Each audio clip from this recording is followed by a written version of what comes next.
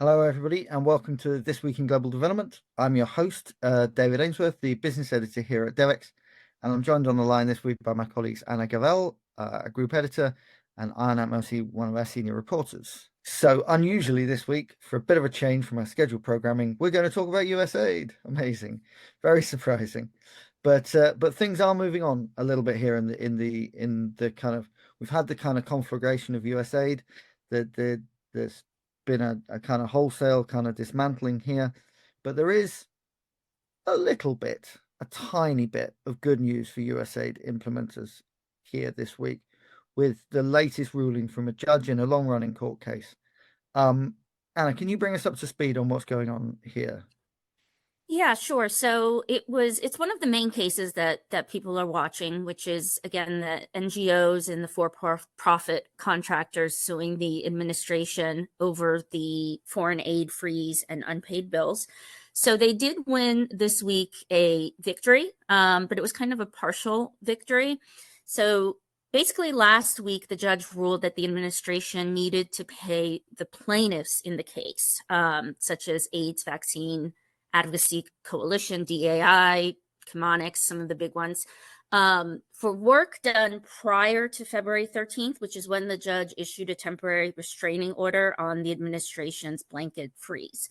Then this week, he extended that order to all implementing partners again to be paid for work before February 13th. It amounts to, I think, nearly about $2 billion, and it would he theoretically it would be about 300 payments a day. That's what the judge demanded. But on the flip side, again, this only applies to February 13th. So what happened was after the temporary restraining order, the government seemed to kind of speed up their review process, and that's when they terminated the bulk of the contracts. So about 10,000 USAID and State Department awards. The judge did not rule on that and did not say that those have to be paid out. So that is kind of a loss on their end, but the plaintiffs will continue to argue that point and to deal with the fact that, try and get some of this work that has been gutted from USAID. I think one more key thing about the ruling, kind of a silver lining for plaintiffs in this case and other cases, is the judge did have some strong words about constitutional separation of powers between the executive and legislative branches. He said the president does not have unbounded power when it comes to foreign affairs, and that they must spend the money appropriated by Congress. So, basically, he criticized the Trump White House not only for dictating how the money is spent, but also whether it is spent in the first place. So he didn't address the constitutional separation of powers issue in his ruling, but the words are sure to be used in this case and future litigation as like possible avenue of where the plaintiffs might go. It's a lot to Yeah, take. it is. But I mean, there's some really interesting nuggets to pick out of that, right? So, first of all, the federally appropriated budget to be spent on foreign aid this year, I think, is 58 billion, 58.3 billion. Mm-hmm. So that's a lot of money, and they're not going to be able to spend it without kind of going back to the sources that they've previously worked with. So this is a bit of a ray of light for the kind of wider implementer community that at some stage, if this ruling holds, there's going to be a lot of money going out of the door. Now, I guess my next question would be how likely is it we think that this ruling is actually going to hold, and how much more litigation is going to take place before this 58 billion actually gets spent? You're asking the $1 million question that I wish I knew. There are reports that some partners are getting paid. Again, the judge was very specific, 300 payments a day. He based that on what they were showing that they were doing prior. So there is some positive movement, but I wouldn't be surprised if, based on history, that the government would slow this process down, would go back to the courts. There's continual updates going on in this particular case. They could then appeal it. They could then appeal it to the Supreme Court. So, it also depends how much does the government want to be done with this and pay its bills. And how much do they want to take a principal stand, perhaps? I don't know. I don't have the answers to this, but there have been some payments, but we're talking about a massive amount of money, we're in the billions. Mhm. And Anna, you've been talking to various organizations who are directly affected by this. Like, what are you hearing? What's the kind of mood? Like, what are people expecting to see? Yeah, so I've spoken to some folks here in Nairobi. I did some reporting a couple of weeks ago on some, for example, startups that are affected. And this is something that maybe people wouldn't have anticipated in the beginning, but a lot of startups in this region actually got a lot of funding from USAID. And so these are people often in very seed stages, early stages, and people doing really interesting things in agricultural technological innovation. And making more effective seeds or irrigation systems. And these were companies that were just starting to get off the ground.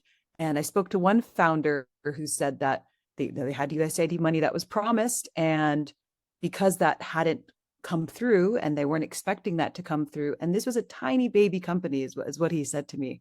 Because it didn't come through and it would have been 8 weeks, he would have to fold. And so there are some organizations that are able to kind of absorb the delays and maybe wait and see what might happen, but there are some other organizations and companies that just simply can't afford the gap. Yeah, there seems a lot of interesting kind of little nuggets in here, things that we don't quite understand properly yet. Obviously, they've decided to cancel the pre-existing awards that they'd already obligated. Now, that's also money that had been obligated but appropriated by Congress that has to be spent. That's about $60 billion worth of awards that Congress in previous years had required the US government to spend and have now been cancelled. I'm not sure what the legal position is with those in any situation. And also, this money going forward. Now, my understanding is that seems to be a little bit of a shift, and I'm not perhaps as close to American politics as you are, Hannah, so you can correct me on this. There seems to be a little bit of a shift inside the Department of State here, where we're seeing the power of Doge waning a little bit, the power of Peter Morocco, the acting deputy administrator of USAID, kind of waning a little bit, and a little bit more power moving towards Marco Rubio, who was historically been a big advocate for foreign aid. Is that where we are? Maybe. I want to caveat it. I think, the big news was that Marco Rubio formally announced that the review is over. It's been 6 weeks. It was originally supposed to be a 90-day review, but, he kind of formalized it on X. He said, we're keeping 83% of USAID's work. So that means about 50, right. 83, I think. Yeah. They're losing 83, not keeping They're losing. Yes. Sorry. Yeah, that would be really good news for for the sector. So they're losing 83%. That's about 5,200 contracts. So only about 1,000 have been spared. So overall, a pretty small fraction of the portfolio. But the fact that you have this kind of official word that the review is over, I think the hope among the aid community is some of this at least can be sorted out, and that attention is diverted elsewhere, specifically with Department of Government Efficiency and Elon Musk. What was interesting, and I don't know if this speaks to a power play on Marco Rubio's part, but there was this reported blow up between Elon Musk and Marco Rubio in the White House, according to the New York Times. And, some are speculating that this means Marco Rubio's kind of standing up more for foreign aid and could possibly be in that position now that Doge kind of might move on. But it's really all speculation at this point. Marco Rubio has been pretty strong in his support of these cuts, at least publicly. But like you said, now that they're officially technically done, we're moving to the State Department. USAID has been folded into the State Department. So now we're talking more next steps and how to actually implement what's remaining of USAID, US foreign aid. Yeah, and am I right in understanding that we still don't know what the 1,000 remaining awards are? There are very sporadic, kind of like ad hoc things we're hearing. And then also there are various lists floating around. I thought it was interesting. We did a pro event with Congressman Ami Bera, who also said that prior to Peter Morocco testifying, that they, in terms of transparency, they hadn't seen a complete list either. And this is a congressman. I don't know, maybe that list did come out when Peter Morocco testified before Congress, but it's kind of this closely guarded secret. Again, we've seen lists come out, but they're not officially verified lists. Yeah, and all the implementers who have still got their contracts are keeping quiet about it because they want to draw absolutely no attention to themselves whatsoever. Most likely. So, okay, so the another interesting element to this is obviously that a number of awards have been cancelled and uncancelled and recancelled and uncancelled, not once but several times during this process. People have been told on Monday that they're not getting cash, they've been told on Tuesday that they are, and so on and so forth. And one of the two key areas where this is supposed to work are food and health, because people need emergency food aid today. It's no use cancelling it for 3 weeks and then feeding them after that because they're dead. And very much the same with healthcare. So Anna, you've been following the food element of this particularly closely, right? So where have we got to with this emergency food aid, with all of these waivers, with the state of the World Food Programme in particular, which is the biggest recipient, I think, one of the biggest recipients altogether of USAID funding, and certainly the biggest recipient of USAID food funding. So where are we with that? So the first couple of weeks after the initial foreign aid freeze was a lot of chaos in the food aid world. We saw hundreds of thousands of tons of food, physical aid that was stranded in ports because people didn't know what to do with it. People weren't getting paid. They didn't have anyone to distribute it. So that has been resolved. That food that was on its way to, locations like East Africa, et cetera, has been able to move. But there's still these broader questions of what happens to the food. As you were saying, like, we need it all the time. We need it every day. We need it every week. You don't just, unlock one magical shipment of food and everything's okay. So there's kind of two types of food aid that we're talking about here. Some of it is in-kind food aid. And so the US gives a lot of, grain and soy and all these things that are grown in America to various countries around the world as aid. And there's also the financial support that it provides to institutions like the World Food Program. So these kind of two tranches are a bit separate. The first tranche, as you can imagine, has a lot of support amongst Americans, as Republicans, especially because these food items are grown in America, and they're purchased by the USDA and that is in relationship with various organizations like are working on the ground around the world, that because they're purchasing American goods, American farmers have an interest in those purchases continuing. So that was formerly managed by USAID, and there's now a proposal to move all of those in-kind food programs to USDA, and that is put forward by Republican congressmen. So we'll see if that happens, but it seems like it has quite a lot of support, and it's kind of interesting because it's maybe one of the first examples we can see of like a formalization of like the move of a USAID program to another vertical of government. The other stuff, how much money the US was giving to organizations like the WFP is really much more up in the air. I saw in a Washington Post story recently that the World Food Program, for example, is owed, this is according to Post reporting, $810 million by the US government right now. So that is not a small amount of money. And so this is obviously leading to quite a lot of concern within the WFP. Like, what happens if this money doesn't come through? The US has kind of for a long time been the biggest funder of the WFP. It contributes around half of its budget, from like 40% to just a little over 50% on average. And so without the US funding, it's kind of hard to understand how WFP would work. I mean, there are lots of other funders, but it would kind of mean a fundamental change in what the World Food Program is if its largest funder takes a step back.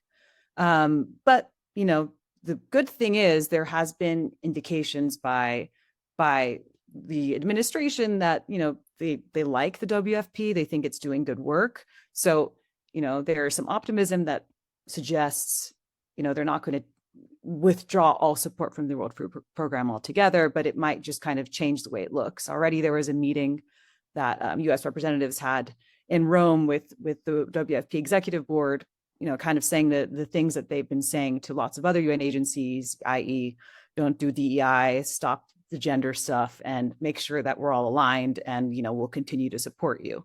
So that's kind of where we're at right now. Yeah, and I mean, to place this in a bit of context, that like the last few years have seen an explosion in humanitarian need, like a totally unprecedented explosion.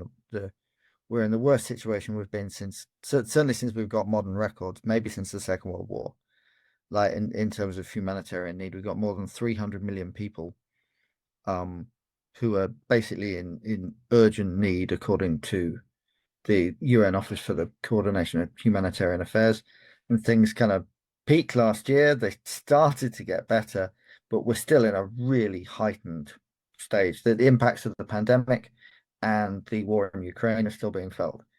And I think, if I remember correctly, WFP has said that it needed, in order to address this properly, to feed all these people, it needed $24 billion a year, or just under that, a little bit under that.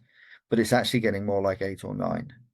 So we're nowhere close to being able to feed all the people in the world who are in a state of famine, essentially. Yeah, that's it. It's exactly true. We are nowhere near that, and we are seeing, and we've, to be fair, and also to take a step back, WFP's funding picture hasn't been exactly all roses for the past couple of years. There's been some donor fatigue about some certain countries, and there's been, just as you've said, like an explosion of need from many, many different places. So they've had to do things like cut rations to refugees in Bangladesh, or cut rations to people in Ethiopia, for example. And we know we've seen stories about this kind of trickling in, but there's been so many of these stories of cutting rations. And we saw a story that even last week here in Kenya, where the WFP was forced to reduce rations to refugees in the north in Kakuma refugee camp. And this actually led to like a pretty like a somewhat violent protest. We saw that there were at least 4 people injured as a result. And so we're also seeing kind of, the real life consequences unfolding before our eyes. Obviously, people are hungry as a result of the cut rations, but also, what does this mean in terms of peace and safety in places like refugee camps? We don't really know yet. Yeah, and this is what the kind of security argument that people are making about US foreign aid is, sooner or later, if you cut aid to hungry people in other countries, they will come and make it your problem one way or another. Exactly how, you don't necessarily know, but they'll certainly find a way, because they're pretty highly motivated. Anna, did you want to jump in and say anything else on that, or? No, I mean, I think Ayenat covered it really well, and I, it really stood out in her story when she talked to officials about having to cut rations that were already dwindling, and it's like having to play God, essentially, because you're determining who gets fed, who does not get fed. And it was interesting, like Ayenat pointed out, this has been coming for a while, these budget cuts.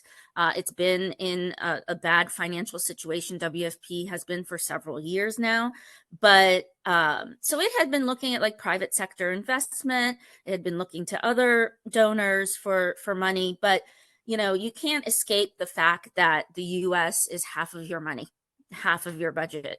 So who can step in to replace that, especially with European donors cutting as well? Is just really a difficult question, because you're just talking about a huge amount of money. Yeah, I feel.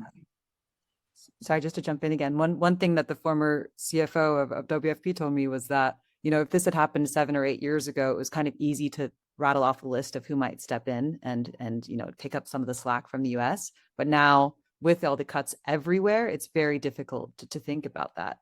And another thing is also, interestingly, at the beginning of the year in January in Davos, Cindy McCain had said that, in a panel discussion, she said, we can't, as WFP, necessarily rely on governments anymore. So we have to start looking elsewhere. And so this was, before the foreign aid freeze. This was very, early January. So these wheels are kind of in motion. There is kind of a movement to look elsewhere beyond governments, but the speed at which that can happen is a big question. And this is kind of a question of public will, really. And in the end, this speaks to another issue that I'm quite interested in that we're not scheduled to discuss today, which is how we communicate effectively about aid to the public and make the case for aid to people all around the world. There's an explosion of need. People need support. Governments in Europe and America are cutting. And you're looking at a crisis here. In order to get this fixed, you have to persuade the public in those countries that this is a thing that they should care about, that this is important to them, or that either for the national security argument or because it's the right thing to do. And I'm not sure we've tried hard enough to make either of those arguments, and I certainly think that we have not succeeded. Another important step in this process, though, is kind of persuading philanthropists to step in. And that's another really interesting thing, Ayenat, that you wrote about this week. You listened to a number of philanthropists talking about kind of how they see their role here, African philanthropists, but also I was very interested in this Open Society Foundation's new director, new chief executive, talking about how she saw the role of her organization. Do you want to tell us a little bit about what you heard there? Yeah, absolutely. Yeah, it was a very interesting panel discussion between the new president of Open Society, Graça Machel of Graça Machel Trust, and the president of the Nelson Mandela Foundation.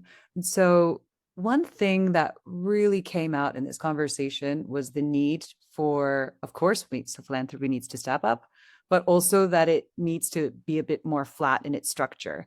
And, historically, it's been kind of philanthropists saying, these are the issues that we care about, and this is what we'll pay for, and this is what you'll get. Whereas, the panelists were arguing that there's a real need for the priorities to be defined by the communities that are ultimately benefiting for them. And, I chuckled to myself. There was one quote from Graça Machel when she said, we appreciate George Soros.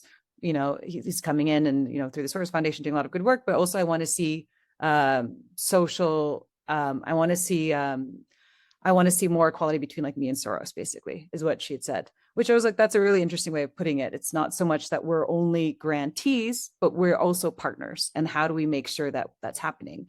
And so OSF gave the new president of OSF, she gave some interesting examples of how they're starting to shift their work a little bit in this way.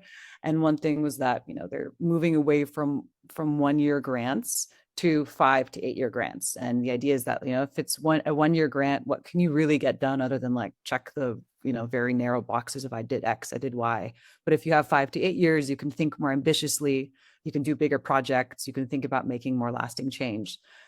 So that was an interesting thing that I thought, we can kind of see in that this is changing. I mean, she said that they were moving about $2 billion into these projects that are 5 to 8 year fundings.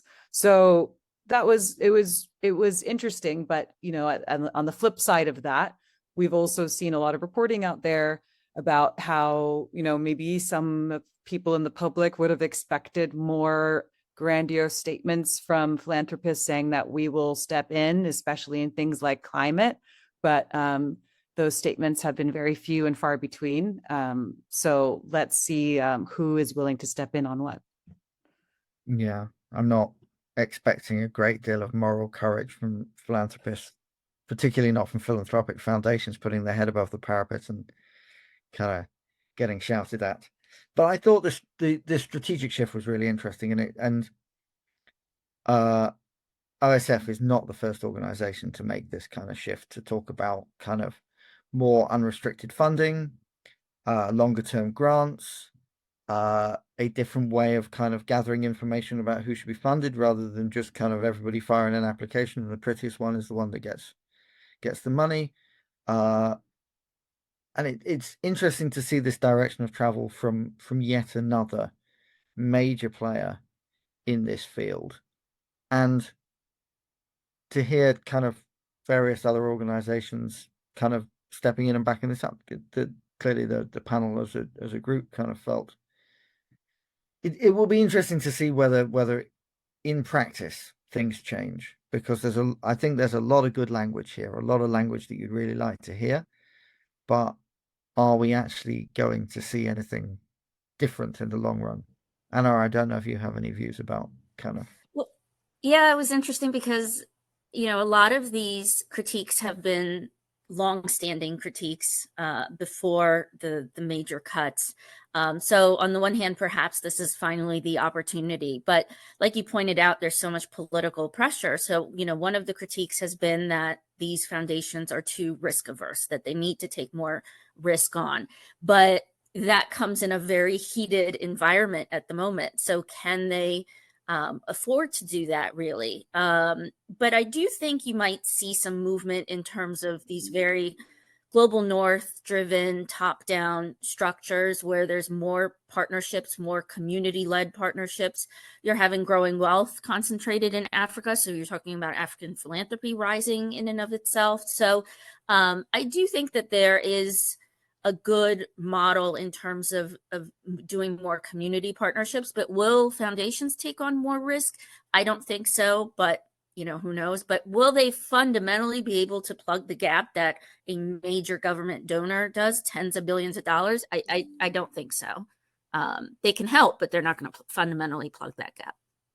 No, I think if we're looking at total philanthropic funding coming into development, it's in the region of 10 to 20 billion, 1/10 at most of what's coming from the large bilateral donors. So there's no way all philanthropic capital together is less than half of what USAID individually is contributing. So there's no way that they can step in and more than double their contribution to plug the gap. With that being said, I do detect a very slight note of optimism here, like on a couple of points. I feel like it's been unrelenting bad news for several weeks here, and it's not exactly fantastic news this week, but it's slightly better. Like, you're an optimist, Dave. I'm not necessarily that's not how people would normally describe me, I think. Yeah. But it reminds me a little bit of Battlestar Galactica when the Vorlons are wiping everybody out, and the Cylons are wiping everybody out, and they've destroyed the human race, and there's a handful of people left in their little ships floating through, and they have a little whiteboard where they keep writing down the number of human beings left in the universe, and it gets smaller and smaller and smaller. And then at the end of the third episode, somebody gives birth, and they actually write +1 on it. It's like, this is your optimistic analogy. I don't know. That's how I feel. That's how optimistic I think we should be at the moment. But it did seem like, certainly with this court case, that there were some limits being placed on the destruction of foreign aid, and some sensible statements about the fact that we are going to need to continue to deliver foreign aid in some form in the United States in the future, and that money will have to be allocated to it somewhere, somehow, and that some people will get paid. And how much and how quickly, I think, is still very open to debate. But it's not going to be zero. And I think that was where a lot of people felt it was going to be at some stage. So I don't know. I don't know whether you think of my optimism is misplaced on that, but it did seem like there was a tiny bit of good news there. I feel like it's moving very slowly and incrementally toward a bit of clarity. And at the end of the day, well, obviously the money is the most important. People don't want to lose their jobs and the good work that they're doing, but just having a sense of, okay, I'm really being terminated, as opposed to then 2 days later getting a notice that was rescinded, and just being able to plan. And again, having more of these conversations of bringing philanthropy in and trying to have more of a concrete plan toward that. I would say that's kind of the optimistic note, is to somehow start organizing all of this and being able to take concrete next steps. Yeah. Any last thoughts, Ayenat? I'd like to try and remain optimistic. I think there was one moment in the philanthropy panel that I was listening on where they, the president of the Nelson Mandela Foundation, said that if every South African gave 50 Rand, think about how many of these organizations we can prop up ourselves. And so there was a bit of like a we can do it ourselves attitude emerging. And this one phrase that kept getting repeated is every African is a philanthropist. And like already everyone is paying someone's school fees, as someone's food, someone's graduation, everyone is paying a little bit to help out friends and families. So like how can we formalize that and harness that? So I think that conversation was not nearly as pessimistic as I thought. And it did leave me a bit optimistic that a lot of people on the continent here at least are thinking about like, okay, how do we shift gears and figure out more creative ways to do it ourselves? Yeah, there was a lovely Steve Biko quote, which was, how did that go? What was that? Yeah. I mean, what was it? Black man, you're on your own. on your own. Exactly. Exactly. Yeah. So there's certainly room for optimism, I think. I think it's maybe worth bearing in mind that remittances are more than twice ODA, probably several times ODA already, that the biggest funders of development in Africa are Africans already. And perhaps I got the impression from that piece that there was a sense of people saying we've relied on America too much for too long, and it's time for us to stand on our own 2 feet. Absolutely. Absolutely. There really is that sense on the ground here. I think one thing kind of that I didn't realize until relatively recently was, I'm here in Kenya, and there's a pretty, robust and well-functioning health system here. And I didn't realize until I was reporting on the story a couple of weeks ago how many doctors, nurses, health professionals who are in the health system as just normal doctors had their salaries funded by USAID. So it's like, it kind of seemed like, Kenya's health system was doing on its own and it was working well, but actually it was propped up by the US government. So these are the kinds of questions that I'm asking myself. It's like, what happens to those sorts of people now? Those people aren't getting paid. And I even talked to someone from a doctors union he was a little pessimistic. He was like, I'm expecting a lot of these doctors and nurses to be in the visa line for the Gulf states pretty soon and figuring out a way out of here, which I'm like, wow, that's fair enough. And, making sure that I guess the answers come through fast enough so that, we don't lose good talent and good people here. Yeah, but I think we need to wrap up in a moment. But people are resourceful everywhere. They're capable of figuring things out for themselves. And I think a lot of people have certainly this is the mood here in Europe as well. Like a lot of people have relied on the United States for a lot of things, and suddenly the United States is not doing those things, and everybody said, right, okay, well, we'll figure it out by ourselves. Sod them then. And kind of the mentality has shifted. And in some ways, I think it will be interesting to see what emerges from that. I think there may be some negatives and some positives kind of coming out of that. Right.